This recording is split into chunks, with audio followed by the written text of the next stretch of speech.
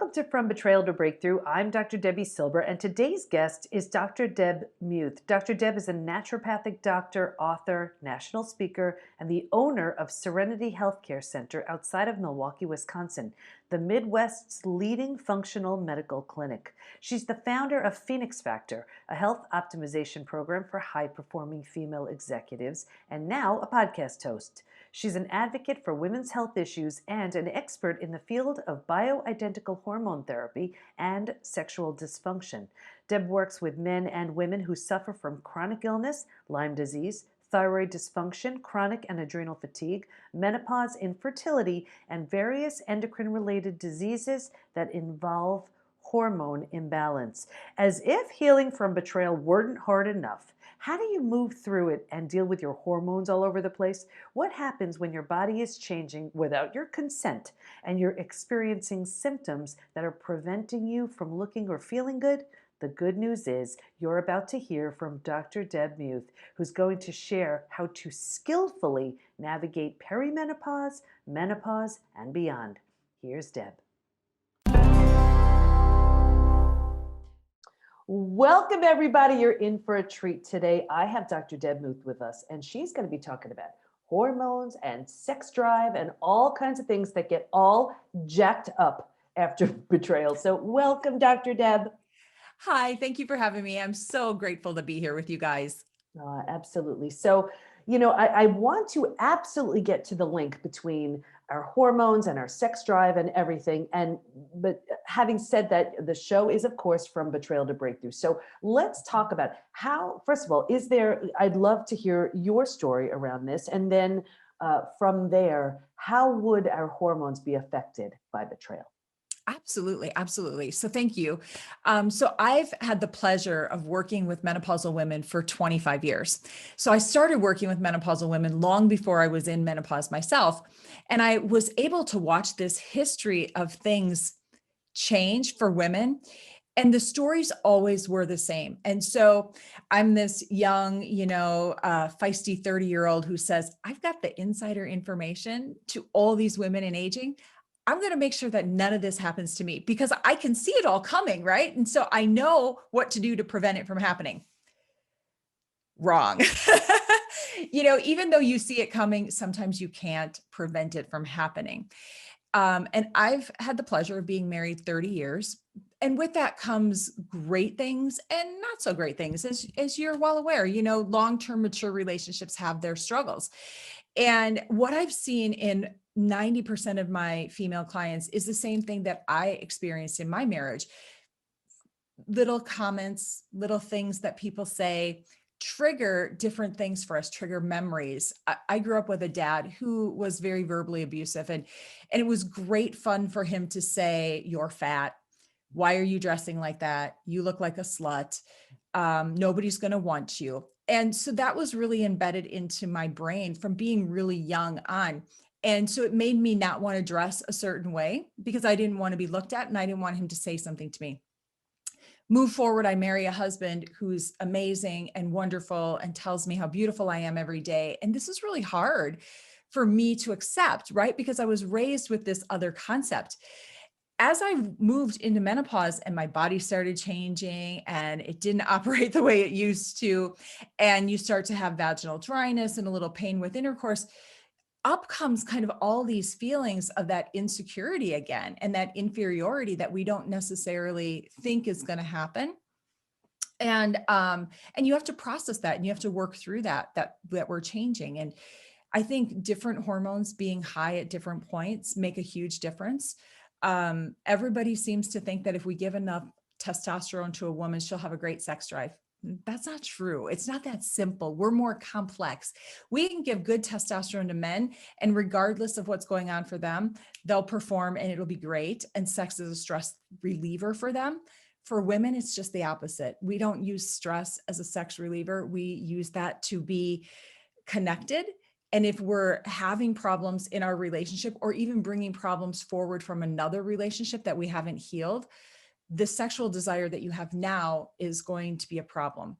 And so I so want to unpack some of the things you said, and I definitely want to get into the hormones. But before we do, it's just so natural that just the emotional side of it, when we've been betrayed or when we don't feel great about ourselves, then we go through menopause. It's almost like we've hit our shelf life, Mhm. with so many women, and we feel so badly about so many things already, and then our body's Mhm. changing, almost like whose body is this? Even just having children, Right.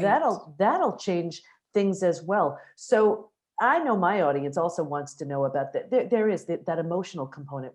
How do we even move through the emotions of, let's just take the emotions that we would go through even with menopause, Mhm. because we know so many of the emotions we experience with betrayal, but menopause brings on a whole other set, and you're an expert at that. So if you can share with us, what are Yeah. some of the things that we experience as we just go through this time of life Mhm. where our body is changing without our consent? That's just the way it is.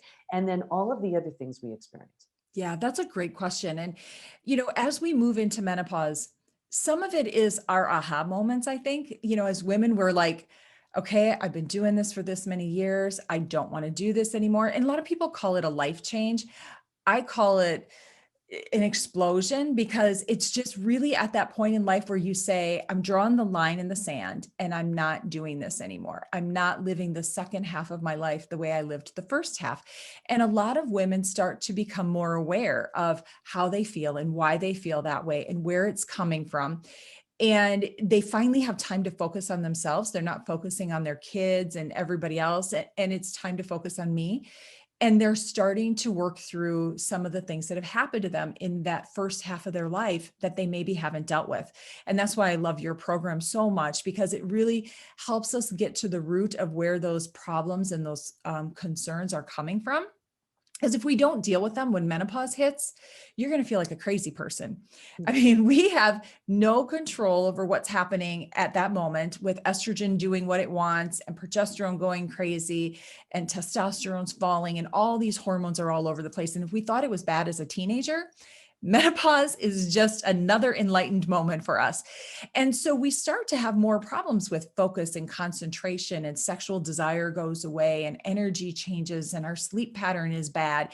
And now we say, okay, all of this is changing, but yet I'm supposed to have the same desire that I had as a 20-year-old, but I have half the energy. I don't like how I look. I don't like how I feel. Sex is now uncomfortable. And I'm not sure how to work through this. And that really throws a wrench for a lot of women. And I see this happen all the time in women. They come in, they're about 50 years old, and they're ready to walk away from their relationship for a variety of reasons. Either they put up with too much in that time frame, or they haven't honored themselves. And now this is their breaking point, and this is their opportunity to redevelop themselves. I love the idea of, it really is a second chance, a second opportunity. I kind of look at it, because I'm way over 50, and I look at it like I paid my dues. I really did.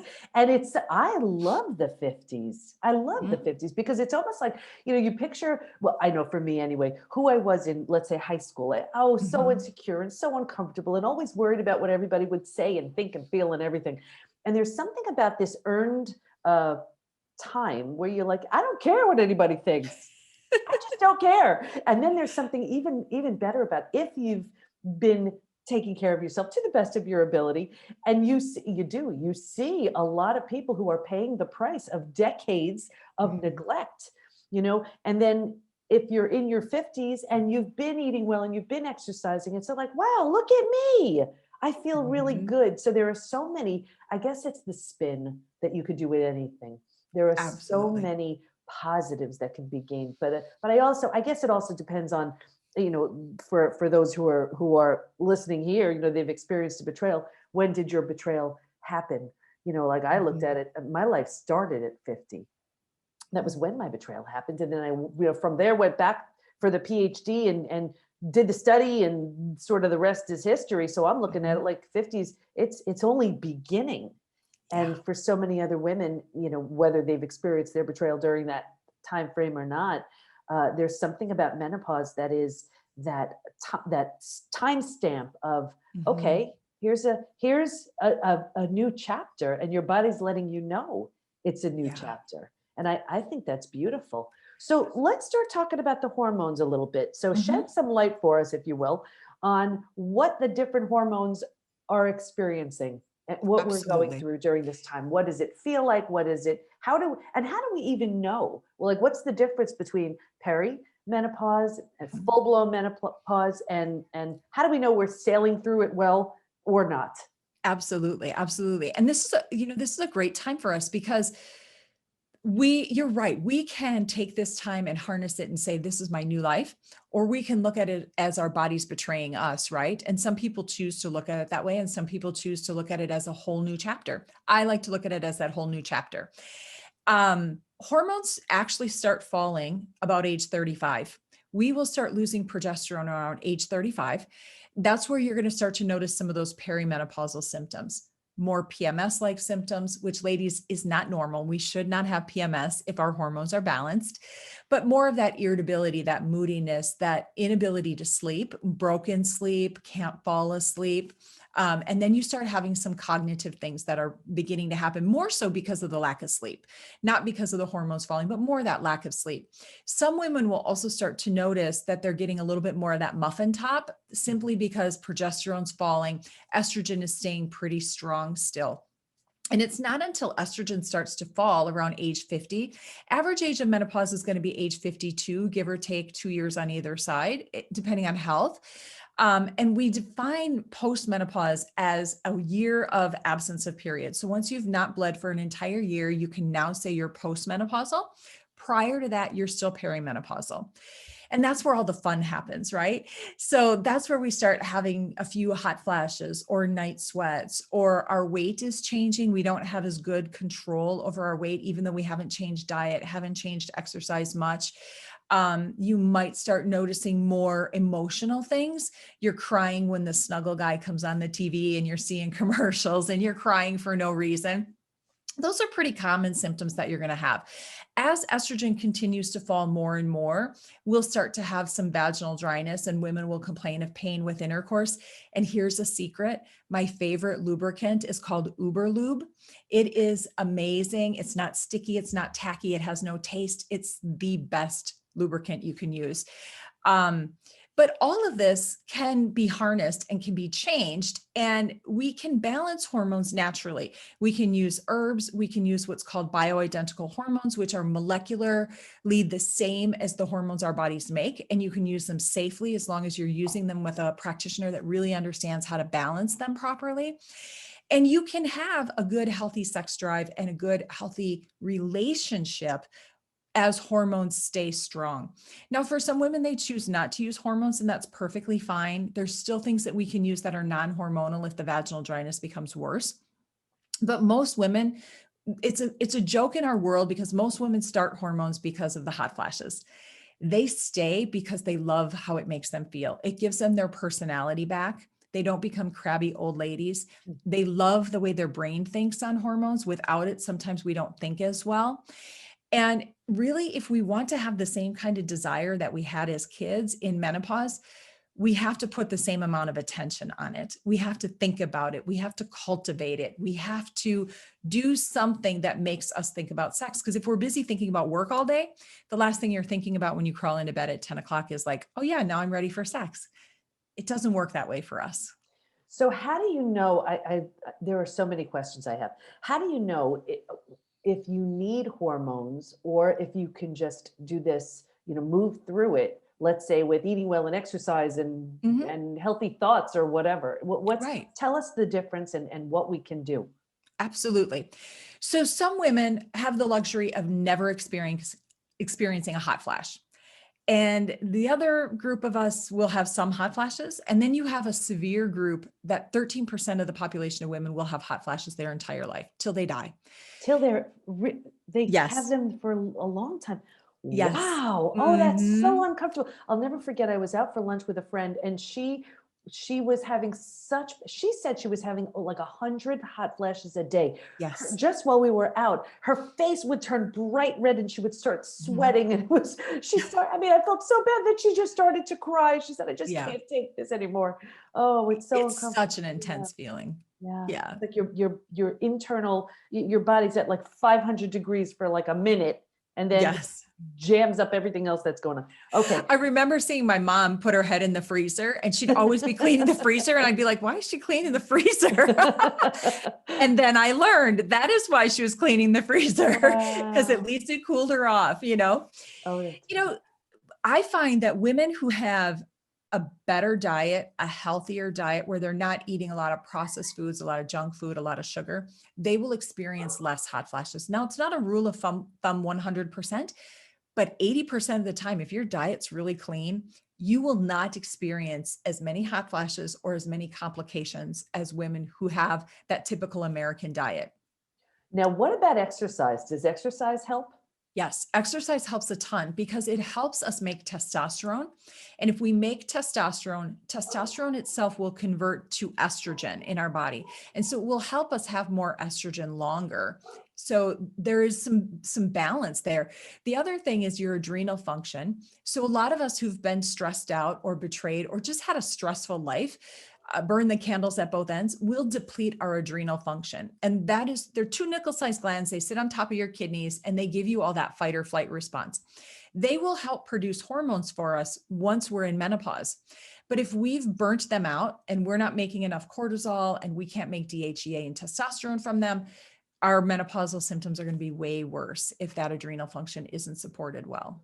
Now, what about the types of exercise? Because, Mhm. we used to think, oh, running's great. But then I know if you're having adrenal issues, that could be one Mhm. of the worst things, like hot yoga Yes. also, which under different circumstances might be okay. But if your Yeah. adrenals have tanked, not a good idea. So what Right. types of exercises would you recommend? I think you need to have a good amount of cardiovascular exercise, 20 to 30 minutes. That's all you really need in that. But we also have to do weight training. As women, we like to stay away from weight training, some of us, because we don't want to sculpt our body. Unless you're really bodybuilding, the sculpting part is hard for women to do, especially in postmenopause. You've got to really work at that. But bodybuilding is great because that's what's going to help us make more testosterone. And that's what's really good to help our bones stay strong and healthy so we don't develop osteoporosis down the road. We don't want our bodies to betray us either. Mhm. Absolutely. So let's talk about certain foods. Are there certain foods that we should move towards or stay away from when Mhm. when we're in menopause? Yeah. So you want to try to get as many foods as you can organically. If money is tight and you can't do everything organic, look at the Dirty Dozen or the Clean 15. Those are really great foods to focus on. And if you Um, could just share what that means, people can look them up. But for those who don't know what the Dirty Dozen is, Absolutely. So the Dirty Dozen, the Environmental Working Group has put out the Dirty Dozen and the Clean 15. And the Dirty Dozen are the 12 dirtiest foods that are consumable. That means they have the most chemicals and toxins in them. And you really don't want to do them unless they're organic because you're just going to consume all those toxins. The Clean 15 are foods that you can eat. Typically, when they're farmed and they're raised, they don't use a lot of chemicals on them. And those you wouldn't have to do in an organic fashion. okay. So it really kind of helps us focus on where to spend dollars. And okay, so it sounds like we need to do some weight training. We need to do Mhm. 30 minutes of moderate. We don't need to kill ourselves at this Right. stage of the game. As far as exercise, the clean 15 would be great, and the dirty dozen stay away from when we can. Let's talk about what we do as far as our emotions. What do we do as far as the way Mhm. we think? How do we look at this as a great next chapter? I mean, it sounds really nice, and I know you and I both embrace that idea. But for Yeah. those who say, yeah, sure, easy for you to say, let's talk to them because I'm with you, my people. I want to help you. Absolutely. I think meditation is good. I think surrounding yourself with women who bring you up instead of bring you down. It's very easy to find a tribe of people that are very negative, much harder to find a tribe of people that are very positive and supporting of you as a woman. So I think surrounding yourself with people that lift you up. Get rid of the people that have been bringing you down for the last 50 years that you haven't had the guts to get rid of. Unfriend them. I love that you said that because, for those of you who are regulars to the show, I am a big proponent of you are the people you spend the most time with. So who Mhm. are you spending time with?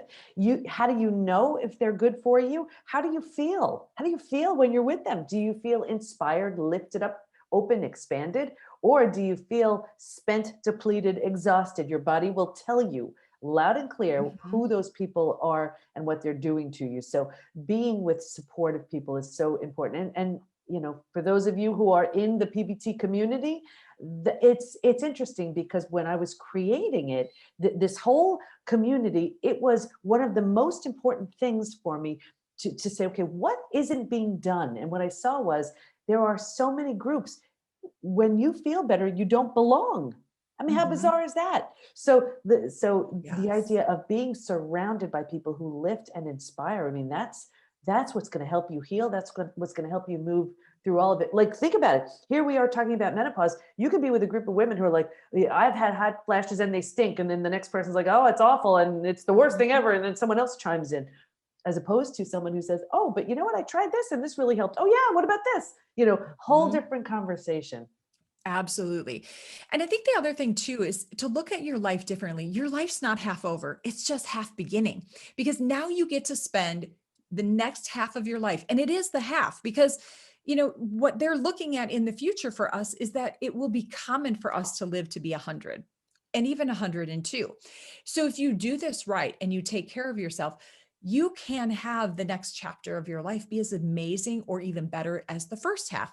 You just have to carve it out. So I have women that say, okay, I'm 55 and I'm retiring. I'm checking out. I don't want to do anything in life anymore. I have 80-year-olds that are starting new businesses because they feel so great and they want to serve and they want to do. And so I think that whole mindset of how we want to be healthy. I'll never forget, I had the cutest little 80-year-old couple that I took care of for years. And they started with me when they were about 78. And they came to me to say, how can we keep our sex life alive till we're 90? Ah, Wow. I thought it was so awesome. Oh, And good she for said, them. he's still chasing me around the bedroom like he did when we were 20. Oh my gosh. And it was Wow. like looking at my grandma and grandpa, right? And you don't think about that with your grandparents, but it was the coolest thing. And for them, it was really enlightening for me to go, you know what? They're making this a priority. That's why they have such a great marriage and such a great relationship. They're making it a priority still at that age. And I think if we all look at that, it doesn't have to be this negative thing that we're just doing because we have to. It can be amazing, just like it was when we were 16 and 17 again. What's so great, what's so interesting about that and so wonderful about what you said, it's about well, think about it. Anything we prioritize gets done. Mm-hmm. What we focus on expands. So maybe for so many couples or just so many people, it just becomes less of a priority because we get so busy. But what are we so Mm-hmm. busy with? I think Right. it's a great time to really question, what are we spending our time and energy on? And I say this all the time. Best case scenario, we only have 100% of our energy. If we're Mm-hmm. devoting 50, 60, 70% to something, that only leaves 50, 40, 30% on something else. So Right. just check that energy and see where we're spending it. And if we're spending it on what was, what no longer is, what we can no longer have or do, Mm-hmm. what's left? Not much that we're working with. Yeah. Absolutely. I will tell you, I work with a lot of entrepreneurial women, and once they engage their energy back into their sex life, their businesses explode and they work less time, less hard, get more done, and have more success in their business because now they're working from that feminine energy and not so much that masculine energy.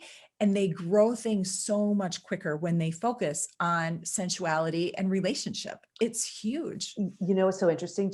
There was a chapter in Think and Grow Rich about was it desire? What was it? There was a concept that Napoleon Hill was saying how it drives Yes. how you show up in business, but it was the link, I think, between sexuality or desire, whatever it was, and business. Do you remember what I Yes, you're exactly right. He was talking about this way back in the 30s already, about how if more so related to men back then, but more so that if they kept a good, healthy sex life, their businesses would grow and multiply faster. And this was a big thing for him back in the 30s to talk about. And he was exactly right. And he's still right today about it. That's amazing. That's amazing. Everybody, Think and Grow Rich. That's one of those books that so many entrepreneurs, they read every year. That's Yes. part of their, on their January list, Mhm. reread it. But I remember there was a chapter in there, something about that. So Deb, Dr. Deb, what do you want to make sure everyone knows as we wrap this up? Yeah, I think important to know a couple of things. One thing that I think every woman should stay away from in menopause is soy. Women should not be having soy in menopause because it's what we call a xenoestrogen. It's a chemical-based estrogen. And unless it's really high quality soy, you shouldn't be doing it. If it's high quality soy, you can have it occasionally, but otherwise avoid it. I think getting back in tune with who you are and what you want to be is huge. And then just pay attention to your body. Listen to your body. It tells us so many things. And if you do explore hormones, explore bioidentical hormones only. There's lots of great practitioners out there. If you look at a4m.com, it's a website of all anti-aging and regenerative practitioners. You can find somebody in your area that has been taught and trained that methodology, but you can use hormones safely. You can have an amazing life. It's not the end. It's just the beginning again. Oh, I love that. And I think what you've shared is you've given us a direction and so much hope for those of us who are struggling with our bodies, with this idea of a second half, with this idea that we've expired, our shelf life, and it can absolutely be just the beginning. So where do we go to learn more about you? Absolutely. So you can find me on phoenixfactor.com. It's where I house my long distance learning program for anyone who wants to do this kind of work over the country. Otherwise, if you're local and you need more deep work, you can find me at serenityhealthcarecenter.com. It's my integrative medical clinic in Wisconsin. Okay, that is so wonderful. So, Dr. Deb, I want to thank you so much for your wisdom, for your insight. You helped so many people with your message today. So, everybody who's listening and you're struggling with menopause, really, there is hope. There is hope, and this could be the next and best chapter. So, thank you so much. Thank you for having me. It's been a pleasure. Dr. Deb gave so many helpful tips to more gracefully ease through perimenopause, menopause, and beyond. Stay in touch with her by going to phoenixfactor.com and serenityhealthcarecenter.com, and we'll have all of her information in the show notes at thepbtinstitute.com/podcast. Here's my biggest takeaway. There's so much you can do to feel better, and here are a few of the suggestions Dr. Deb gave. 1. Eat well. Stay away from the dirty dozen and eat the clean 15 and reduce soy. 2. Exercise. Cardio and strength training are both important. 3. Check out bioidentical hormones through a qualified practitioner if you feel that's what you need. 4. Listen to your body and adjust accordingly. 5. Start meditating or anything that helps you connect and stay grounded. 6. Prioritize relationships. If intimacy isn't important, it's likely not to happen. 7. Change your perspective. Looking at menopause as a beautiful next chapter filled with new experiences will help you move through it more gracefully. Now, of course, if you haven't already, take the post-betrayal syndrome quiz, which you can find at the pbtinstitute.com/quiz. And have you checked out the PBT Institute membership community? Imagine everything you'd ever need to become your physical, mental, emotional best. Community, support, certified coaches and practitioners you can schedule time with, daily classes on all kinds of interesting topics, curated experts teaching advanced strategies in the areas of health, mindset, spirituality, personal development. Imagine the most friendly, welcoming, and supportive place to become your best, all online. There is nothing like this that exists, and I am so excited to welcome you. Go to thepbtinstitute.com/join to learn more. Thanks for listening. Can't wait to be with you next time, and here's to your breakthrough.